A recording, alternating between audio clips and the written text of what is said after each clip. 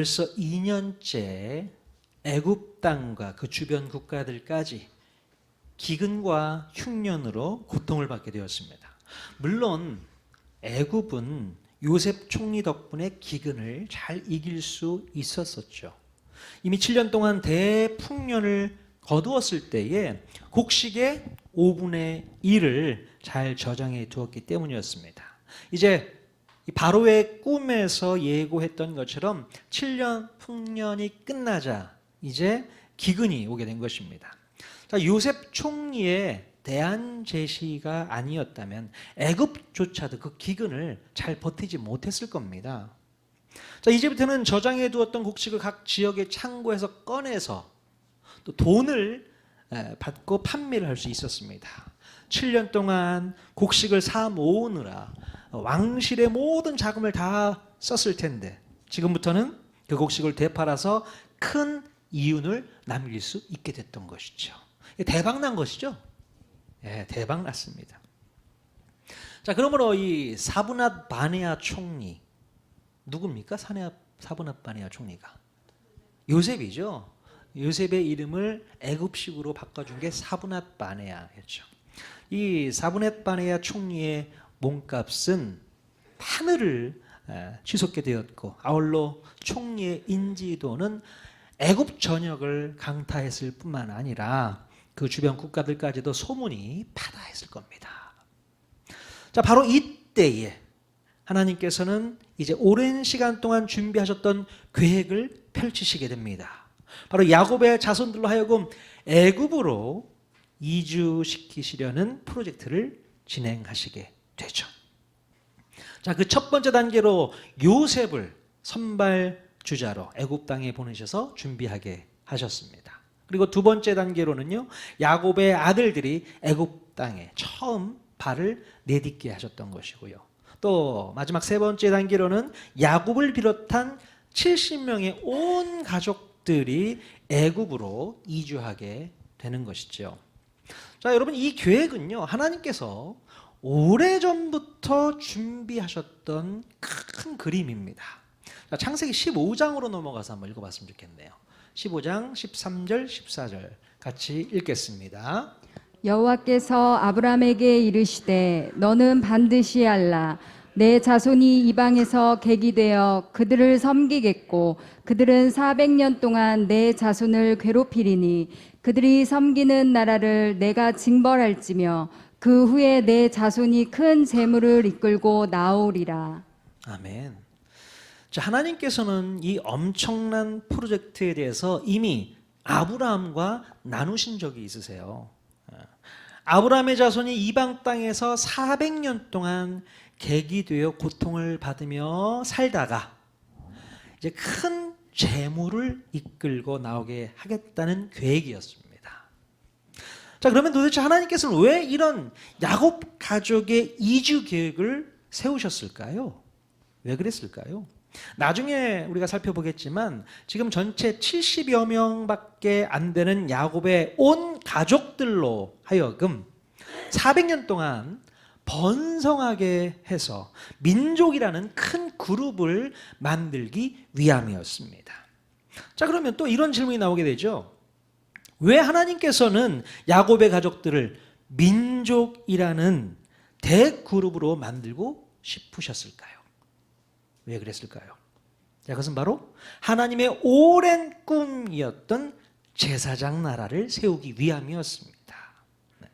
자, 이스라엘 민족을 중심으로 제사장 나라를 만들어서 이제 하나님의 복이 온 열방과 민족들에게 흘러가게 하시겠다는 큰 꿈 때문이었습니다.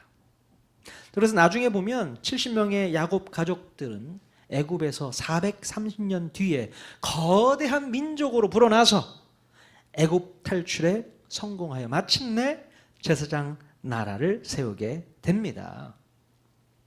여러분, 이 이야기가요, 그냥 단순히 야곱의 아들 요셉 총리 덕택에 그 흉년에도 야곱의 가족들이 애굽에 내려와서 잘 먹고 잘 살았다라는 그런 훈훈한 이야기로만 생각해서는 안 된다는 겁니다. 이 이야기 속에는 하나님의 크신 꿍꿍이가 있다는 거예요. 하나님의 큰 계획의 한 틀이라는 것을 꼭 기억하셨으면 좋겠습니다.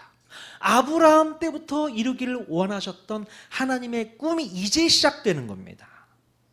그래서 요셉을 먼저 보내셨고, 요셉을 필두로 해서 야곱 가족 70명이 결국에는 애굽 땅에 오게 되죠. 그리고 그곳에서 430년 동안 큰 민족을 이루어 살게 됩니다. 예. 앞으로 기대가 되시죠? 야, 이 민족을 통해서 어떻게 하나님께서 무슨 나라를 만들려고 하시기에 이런 계획을 이렇게 세세하게 진행하고 계시는가? 예. 기대하시기를 바랍니다. 자, 오늘 본문의 말씀은 이제 지난주에 이어서 진행이 됩니다. 자, 가나안 땅 기근 2년 차에 야곱의 10 아들은 곡식을 얻기 위해서 애굽을 방문했습니다. 자, 그들이 애굽에 와서 처음 만난 사람이 누구였습니까? 예, 애굽 총리 사브낫 바네아 요셉이었죠. 자, 그들은 애굽의 총리가 자기들이 팔아버린 동생 요셉인 것을 깨닫지를 못했습니다. 반면에 요셉은 형들을 보고서 알아챘을까요? 몰랐을까요? 예, 대번 알아볼 수 있었습니다. 하지만 요셉은 자신의 정체를 드러내지 않고 오히려 형들을 정탐꾼으로 몰아갔죠. 그리고 3일 동안 감옥에 가두어서 옛 과거의 기억을 떠오르게 했습니다. 자, 3일간 감옥에 있었던 형들은 요셉을 애굽의 노예로 팔아버린 죄 때문에 이런 순환을 겪게 된 것이라고 생각하는 계기가 되었을 것입니다. 물론 요셉의 형들에게 자기들의 죄를 깨닫고 회개할 수 있는 기회를 주고 싶었던 것이 바로 요셉의 마음이었습니다. 자, 그리고 요셉은 거기서 끝나지 않고 형들이 진심으로 깨달을 수 있도록 더 모질게 몰아붙이면서 궁지로 몰게 되는 거죠. 네. 즉 그들이 정탐꾼이 아니라는 결백을 증명하려면 가나안으로 가서 막내 동생 데리고 와라, 이렇게 요청을 하죠. 그리고 그 사이에 시므온은 인질로 잡아 두겠다는 것입니다. 자, 결국 형들은 시므온만 남겨두고 가나안 땅으로 오게 되죠. 곡식을 얻어서. 여기까지가 바로 지난주 본문 말씀의 줄거리입니다. 다 기억하시죠? 예. 자, 이제 오늘 읽은 창세기 43장으로 넘어와서 살펴보도록 하겠습니다. 우리 창세기 43장 1절과 2절 말씀 같이 읽겠습니다. 시작. 그 땅에 기근이 심하고 그들이 애굽에서 가져온 곡식을 다 먹음에 그 아버지가 그들에게 이르되 다시 가서 우리를 위하여 양식을 조금 사오라. 네. 애굽에서 곡식을 사온 지 얼마나 지났는지 모르겠지만 이제 곡식이 다 떨어졌어요. 가나안 땅의 기근은 더 심해졌고 곡식이 다 떨어질 때까지 야곱과 아들들은 도대체 뭘 하고 있었을까요? 뭘 했겠습니까? 그냥 서로 눈치만 보고 있었어요. 자, 결국 참다 못한 아버지 야곱이 아들들에게 다시 애굽에 가서 곡식을 좀 사오라고 말합니다. 자, 그런데요, 야곱의 아들들은 집에 먹을 양식이 다 떨어졌음을 알고도 애굽에 안 간 건가요? 못 간 건가요? 안 갔어요? 못 갔죠. 못 간 겁니다. 자, 왜 가지를 못했는가? 바로 애굽 총리가 누굴 데려오라고 했어요? 너희 막내 동생을 데려와야 한다고 했기 때문이었습니다. 그래야만 정탐꾼의 노명도 풀리고 시몬도 석방이 되고 곡식도 얻을 수 있다고 얘기를 했던 겁니다. 자, 그런데 문제는 막내 동생 베냐민을 데려갈 수 없다는 겁니다. 예. 왜냐하면 야곱이요, 베냐민을 데리고 애굽으로 가는 것을 허락해 주지 않았기 때문이었죠. 자, 야곱은 사랑하는 라헬의 아들 중에 요셉은 이미 죽었다고 생각을 했고요, 또 베냐민마저 잃을 수 없다고 생각했기 때문에 허락할 수 없었던 것입니다. 자, 창세기 42장 38절 읽겠습니다. 시작. 야곱이 이르되 내 아들은 너희와 함께 내려가지 못하리니 그의 형은 죽고 그만 남았음이라. 만일 너희가 가는 길에서 재난이 그에게 미치면 너희가 내 흰 머리를 슬퍼하며 스올로 내려가게 함이 되리라. 네. 야곱은 애굽에 다녀온 아들들의 말은 귓등으로도 들으려고 하지 않았습니다. 야곱의 입장에서 보면 베냐민만큼은 꼭 지키고 싶었을 것입니다. 만약에 베냐민마저 이렇게 되면 야곱은 더 이상 살아갈 힘이 없을 것이라고 생각을 했기 때문이겠죠. 이미 22년 전에 요셉을 잃었을 때부터 지금까지 그 마음의 상처가 머물지 않고 있는데 이제 또다시 마음의 상처를 입게 된다면 더 이상 살 자신이 없었던 것입니다. 자, 그래서 딱 베냐민까지 마지노선을 정하고 더 이상 양보하지 않겠다는 입장입니다. 얼마나 속상했으면 그랬을까요? 난 베냐민까지 잃기 싫어. 정말 진심 어린 마음이었을 겁니다.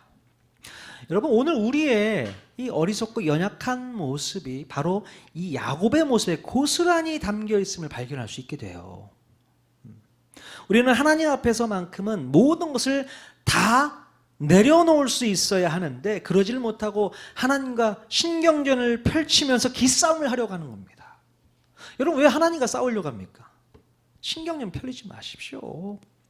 자, 이것만큼은 절대로 양보하지 않겠다는 거예요. 이것만큼은 절대로 포기하지 않겠다는 겁니다. 이것만큼은 놓치고 싶지 않다라는 얘기입니다. 자, 여러분이 하나님 앞에서 절대로 물러설 수 없는 그것은 과연 무엇일까요? 여러분이 하나님 앞에서 끝까지 부리고 싶은 고집, 그 고집은 뭘까요? 또 여러분이 하나님 앞에서 결코 포기하고 싶지 않은 집착, 그 집착은 무엇일까요? 혹시 여러분들 중에서도 야곱처럼 가장 아끼고 사랑하는 자식을 못 내려놓고 있지 않은가 한번 생각해 보십시오. 난 자식이 없는데요. 여기서 말하는 자식은 그 자식이 아니라 내 목숨보다 더 귀하고 소중한 것의 대명사라고 할 수 있겠죠. 가장 소중한 것, 목숨보다 소중한 것. 자, 그것이 나의 물질일 수도 있겠고, 나의 생명일 수도 있겠고, 나의 건강일 수도 있겠고, 또 나의 명예일 수도 있을 겁니다. 그런데 여러분, 하나님께서는 내가 사랑하고 의지하는 그 자식들까지도 내려놓으라고 얘기하고 있습니다. 내려놓으라. 그 자식을 내려놓아야만 살아갈 수 있다고 말씀하는 거예요. 아마도 하나님께서는 하나님보다 더 사랑하고 더 소중히 여기는 것을 허락하지 않으시겠다는 의도를 나타내고 있는 것 같습니다. 자, 그러므로 야곱은요, 자기 할아버지의 믿음과 신앙을 배웠어야 했어요. 야곱의 할아버지가 누구죠? 아브라함이죠, 아브라함. 바로 아브라함은 자신이 가장 아끼고 소중히 여겼던 이삭을 온전히 내려놓는 마음으로 이삭의 심장에 칼을 겨누었던 것입니다. 여러분, 하나님께서 아브라함에게 왜 이런 어려운 시험을 치르게 하셨다고 했습니까? 왜 그랬습니까? 바로 우리의 인생에 있어서 우선순위를 정확하게 정하라는 뜻에서 치렀던 시험이었습니다. 너의 우선순위가 뭐야? 네가 가장 사랑하는 게 뭐야? 나야, 네 아들이야.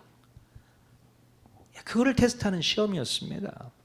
아브라함은 바로 이 어려운 시험을 통과해서 당당히 합격점을 얻어낼 수 있었잖아요. 자, 마찬가지로 야곱도 아브라함처럼 하나님보다 우선하는 것이 없음을 결단했어야 하는 거죠. 그러나 야곱은 그 결단을 쉽게 할 수 없었고 끝까지 내려놓지를 않았습니다. 자, 그래서 결국 하나님께서는 그것을 내려놓도록 하기 위해서 어떤 방법을 쓰셨습니까? 자, 지난주에 말씀드렸던 것처럼 고난의 방법을 사용하셨던 겁니다. 고난의 방법. 기근과 흉년이라는 고난을 사용하셔서 야곱을 궁지로 몰고 가셨던 겁니다. 자, 그때 비로소 야곱이 손에 쥐고 있던 고집을 내려놓을 수 있게 되었던 것입니다. 더 이상 본인의 힘으로는 어찌할 수 없었기 때문에 항복하고 내려놓았던 것입니다. 만약 그 땅에 기근이 없고 흉년이 없다면 절대로 베냐민 내려놓지 않습니다. 그렇죠? 아니, 기근이 없고 흉년이 없으면 왜 베냐민을 내보내겠습니까? 근데 하나님께서 베냐민 내려놓으라고 기근을 더 세게 힘들게 주셨던 거죠. 고난을 사용하셨던 겁니다. 내려놓게끔 하기 위한 하나님의 방법이었습니다. 자, 우리가 작년 여름에 사도행전 말씀을 공부하면서 비슷한 얘기를 했었어요. 사도 바울 일행이 로마로 가는 배를 탔을 때에 유라굴로라는 광풍이 불어서 배에 탄 모든 사람들이 몇 날 며칠을 고생했다는 기록이 있었잖아요. 네. 자, 그때 그들이 광풍에서 배가 뒤집히지 않도록 하기 위해서 했던 비결은 무엇이었습니까? 배가 뒤집히지 않도록 하기 위해서 뭐 어떻게 했어요? 예, 자기가 소중하게 아꼈던 물건들을 다 바다에 버렸어요. 배를 더 가볍게 하기 위해서. 심지어 먹을 음식까지도, 곡식까지도 다 바다에 내버렸습니다. 자, 이런 내용과 비슷하게 하나님께서는 우리가 내려놓지 못하고 있는 그 무언가가 있다면 고난을 사용하셔서 광풍을 불게 하셔서 내려놓게 하신다는 겁니다. 내려놓으셔야 돼요. 하나님의 사인으로 알고 내려놓으셔야 되는데 여전히 그 사인이 있었음에도 불구하고 내려놓지 못하다면 결국 어떻게 될까요? 죽습니다. 끝장나는 거예요. 여러분, 아프리카에 가면요, 그 원숭이들이 많잖아요. 그 원숭이를 사냥을 할 때 어떻게 사냥하는지 아십니까? 뭐 그물을 치나요? 그렇게 안 하고요. 목이 좁은 큰 병에다가 바나나를 넣어놓는다고 합니다. 그럼 원숭이가 와가지고 그 바나나에 손을 대겠죠? 근데 갑자기 사람들이 덮치는 겁니다. 그러면 도망가겠죠? 근데 도망을 못 간대요. 왜 그럴까요? 바나나를 자꾸 안 놓는 거예요. 놓고 도망가면 되는데 바나나를 못 내려놓는 겁니다. 내가 어떻게 얻은 바나나인데. 또 목이 좁으니까 손을 또 못 빼는 거잖아요. 그때 덮쳐서 잡는다고 합니다. 언제 한번 아프리카 가가지고 원숭이 사냥 한번 해봐야겠네. 근데 우리의 모습이 이렇다는 겁니다. 붙잡고 놓지 않기 때문에 당한다는 거예요. 늘 죽음으로 우리를 몰아가고 있는 겁니다. 내려놓지 못하고 있는 그것 때문에. 자, 그래서 되겠습니다, 여러분. 자, 우리가 내려놓아야 할 것이요, 사실 따지고 보면 너무나도 많습니다. 너무나도 많아요. 어떤 것들이 있을까요? 여러분들 중에 옆에 남편이 있고 아내가 있는 분이 있는데 남편 내려놓으십시오. 아내를 내려놓으십시오. 저는 남편도 없는데요. 내려놓을 남편이 없는데요. 그럴 수도 있지만, 예, 남편을 또는 내 아내를 내가 바꿀 수 있다라고 생각하는 그 마음을 내려놓으라는 얘기입니다. 절대 안 바뀝니다. 절대 안 바뀌어요. 아무리 바꾸려고 노력하고 노력해도 안 바뀌기 때문에 늘 불행하다고 느끼는 겁니다. 행복할 수 없어요. 하지만 내려놓으면 그때부터 행복이 찾아오게 됩니다. 안 바뀌어요. 우리 장로님 평생 같이 사시면서 바뀌시던가요?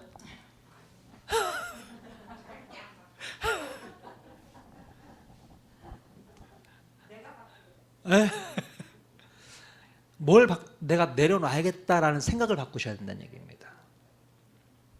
그러면 부부가 행복하게 살 수 있습니다. 내가 내 스타일로 내 고집대로 바꾸려고 하니까 안 되는 겁니다. 그런 스타일 내려놓으셔야 되는 거예요. 참 쉽지 않습니다. 물론 예외가 있습니다. 구원 문제만큼은 내려놓지 마셔야죠. 남편이 예수님을 안 믿고 있어. 아유, 또 내려놔야겠다. 이게 아니라 구원 문제만큼은 어떻게 해서 붙잡아야 되는 거죠.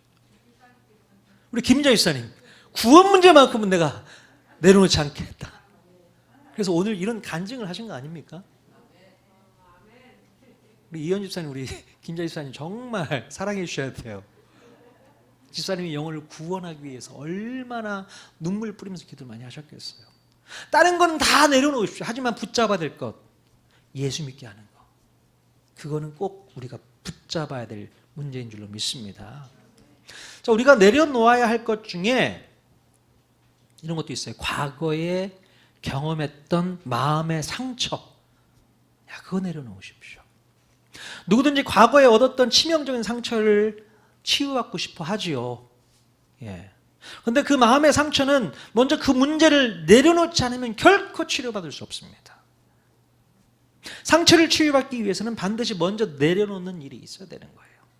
야곱은요, 20여 년 전 사랑하는 아들의 죽음으로 마음의 상처를 깊이 안고 살아왔습니다. 자, 그러나 그 상처 때문에 베냐민을 내어주지 못한다면 결국 누구를 못 만나요?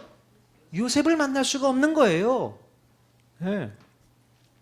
한시라도 빨리 베냐민을 내어주어야만 요셉을 다시 만날 수 있게 되는 것입니다. 시간이 늦어지면 늦어질수록 상처 치유는 그만큼 늦어질 수밖에 없다라는 것입니다. 여러분, 상처, 그것이 나를 힘들게 하고 어렵게 하고 고통스럽게 합니다. 그것에 여러분들이 빨리 자유하셨으면 좋겠어요. 그것 때문에 내가 평생을 발목 잡혀 살아간다면 그것처럼 안타까운 일이 없죠. 내려놓으십시오. 내려놓기를 소망합니다. 그것에 의해서 우리의 인생이 좌지우지되면 안 됩니다. 내려놓을 때에 치유가 이루어지게 될 줄로 믿습니다. 그리고 또 어떤 분들은요, 다른 것은 몰라도 이 자존심만큼은 지키려는 분들이 있습니다. 내려놔야 될 자존심을 지키는 거죠. 자존심을 내려놓지 못하기 때문에 평생을 자유하지 못할 때가 많아요. 자존심이 강한 사람은 인생이 계속 힘들고 어려울 수 있어요. 왜냐하면 하나님께서 그 자존심을 내려놓으라고 자존심을 뒤흔드시는 시련을 주기 때문에 그렇습니다. 그러니까 빨리 내려놓지 않으면 하나님이 흔드시기 때문에 더 힘들어져요. 그럼 우리 예수님은요, 자존심을 지키셨던 분이셨을까요? 내버리신 분일까요? 우리 예수님은 자존심 다 내버리셨어요. 우리 예수님은 십자가라는 목적 앞에 자존심을 송두리째 날려버렸습니다.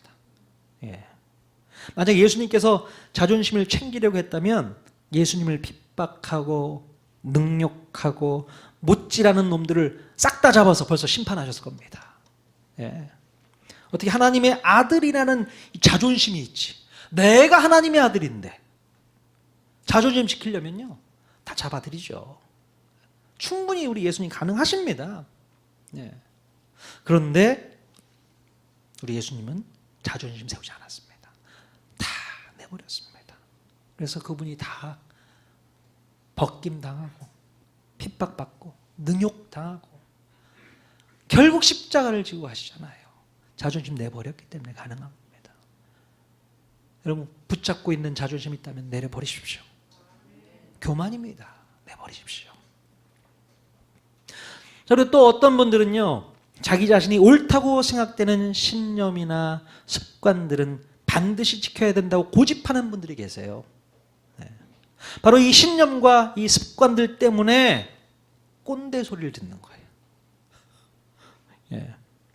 그럼 우리가 하나님을 믿는 그 믿음을 제외하고는 모든 신념과 습관은 과감하게 버릴 수 있어야 됩니다. 뭐 하나만 붙잡으면 된다고요? 하나님을 믿는 그 믿음만 있으면 되는데, 그 믿음만 붙잡으면 되는데, 그 믿음 말고 다른 신념들이 또 있거든요. 우리가 살아오면서 경험했던 것들. 그거를 내려놓지를 못하고 있는 거예요. 많은 사람들이 자기가 옳다고 생각하는 그 신념을 지키기 위해서 얼마나 많은 사람들에게 상처를 주고 아픔을 주는지 본인은 몰라요. 자기의 그 신념 때문에 얼마나 많은 사람들이 아픔을 당하는지 모릅니다. 내 생각과 행동은 다 맞고 네 생각과 행동은 다 틀렸다고 하는 거잖아요. 내가 다 맞았으니 넌 다 잘못됐어. 이걸 어려운 말로 뭐라고 하는지 아십니까? 가스라이팅이라고 하잖아요. 들어보셨습니까? 가스라이팅. 이 가스라이팅이 무슨 뜻입니까? 바로 상대방에게 자기의 의견을 강하게 주장하면서 상대방의 판단력을 잃게 하는 정서적 학대 행위. 이것이 바로 가스라이팅입니다.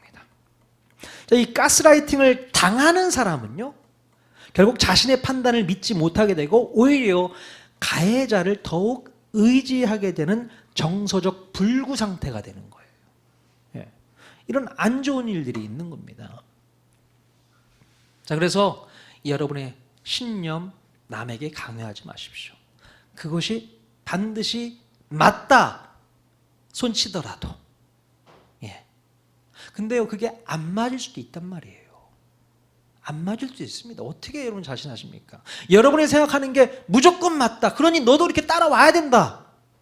그런 생각은 버리셔야 됩니다. 물론 하나님에 대한 믿음은 빼고요. 그 외의 모든 것들 시간이 지나면 또 달라질 수 있습니다. 이건 꼭 지켜야 된다. 이것이 맞는 행위다. 아니요. 시간이 지나면서 바뀔 것들이 참 많이 있습니다. 참 저는 그런 걸 많이 경험했어요. 예전에 있던 교회에서 어떤 선배 목사님이 제가 그때 당시 젊은 스타일의 디자인을 추구하는 사람이었습니다. 그래서 구두를 신을 때 신발 앞코가 그때 당시 뾰족한 게 아니라 그 오리주둥이처럼 생긴 구두 있죠. 그때가 처음 나왔을 때 그걸 제가 한번 신고 갔더니 선배 목사님이 딱 얘기하더니 이런 거 신고 다니면 안 된다고, 목사가. 그런 일 하시는 거예요. 그렇구나 했더니 몇 달 뒤에 본인이 그런 신발을 신고 오는 거야. 나한테 얘기할 때는 언제고 자기가 그걸 또 신고 오네. 우리가 이런 오류에 빠질 수가 있습니다. 내가 맞다고 생각하는 것, 이건 예의지 하면서 얘기를 꺼냈는데 내가 어느새 그 예의를 지키지 않고 있을 때도 있다는 거죠. 시대가 바뀌었습니다. 예. 그런 얘기를 했었어요. 요즘에 아이들 쓰는 말이 미쳤다, 미쳤다 그런 얘기 하죠.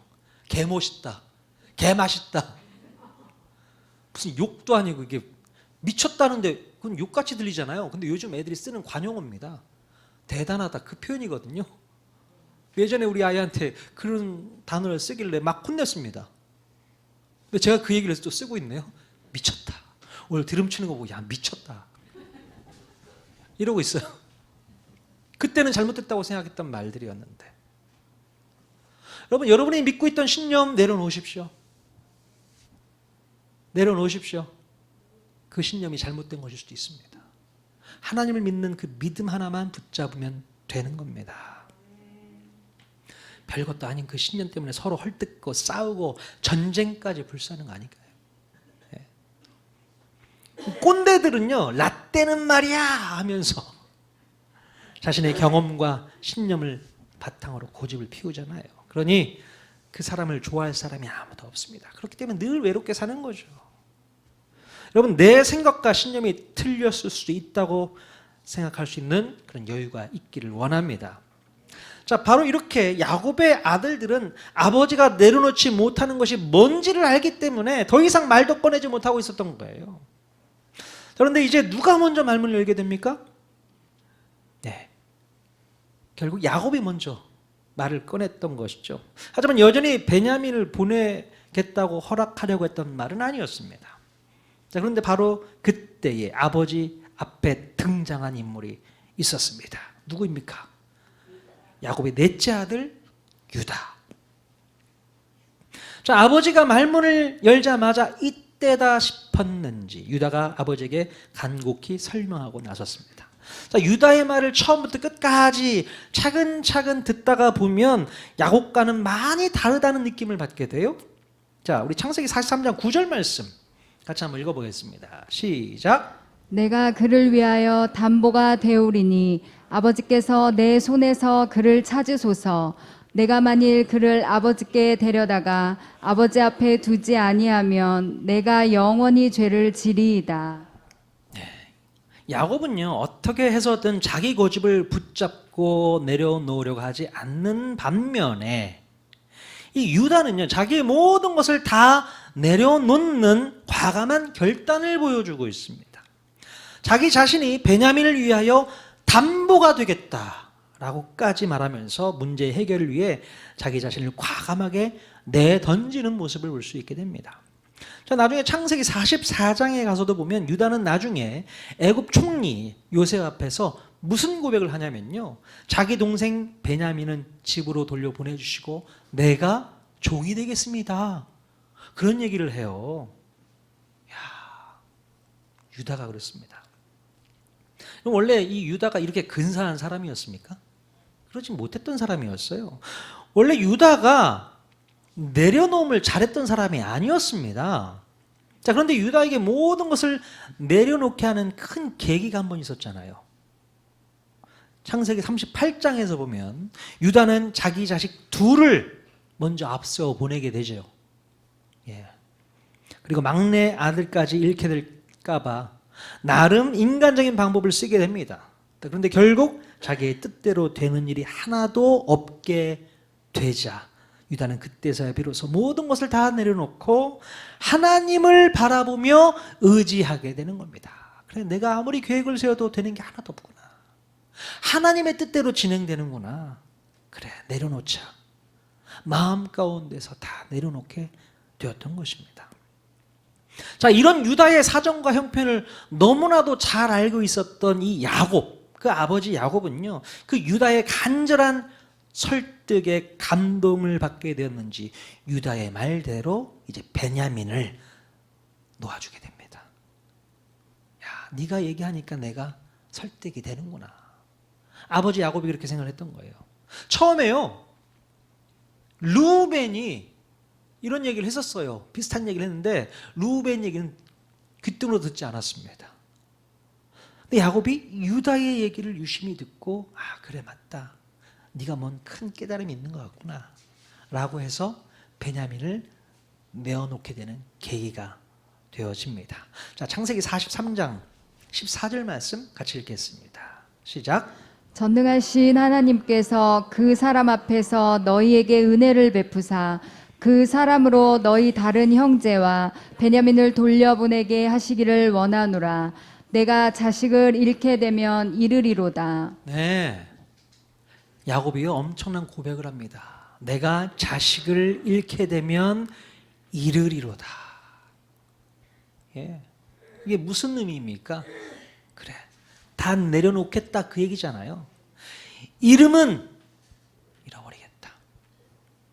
나중에 페르시아의 여왕 중에 이런 말 비슷하게 얘기한 분이 계시죠? 누가 있습니까?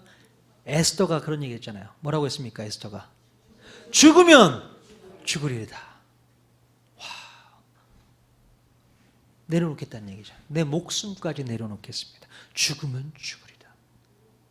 잃으면 잃으리로다. 야곱이 그때서야 내려놓게 되는 겁니다. 내려놓으셔야 되는 거죠. 여러분, 우리가 내려놓아야 될 게 너무나도 많습니다. 그냥 잃어버리면 잃어버리십시오. 하나님의 뜻이면, 잃어버리는 게 뜻이면 그냥 잃어버리는 게 좋습니다. 붙잡고 있는다고 이익될 게 하나도 없는 거예요. 우리는 우리 생각에 붙잡고 있어야만 내가 살 것 같은데, 붙잡고 있어야만 내 인생에 큰 이득이 될 텐데, 아니요. 하나님께서는 그거 내려놔라. 그리고 뭘 붙잡아라? 오직 우리 예수님만 붙잡으면 된다, 그 얘기입니다. 우리가 붙잡아야 될 것은 오직 예수 그리스도, 그분인 줄로 믿습니다. 우리 예수님은 붙잡지 않고 엉뚱한 것만 붙잡으려고 하는 거예요. 말이 안 되죠. 우리가 오늘 꼭 기억하고 고집하고 붙잡아야 될 것은 바로 예수, 그 이름인 줄로 믿습니다. 예수님 붙잡고 그분과 함께 동행하며 승리를 맛보는 저와 여러분 모두가 다 될 수 있기를 주님의 이름으로 간절히 축원드립니다. 아멘.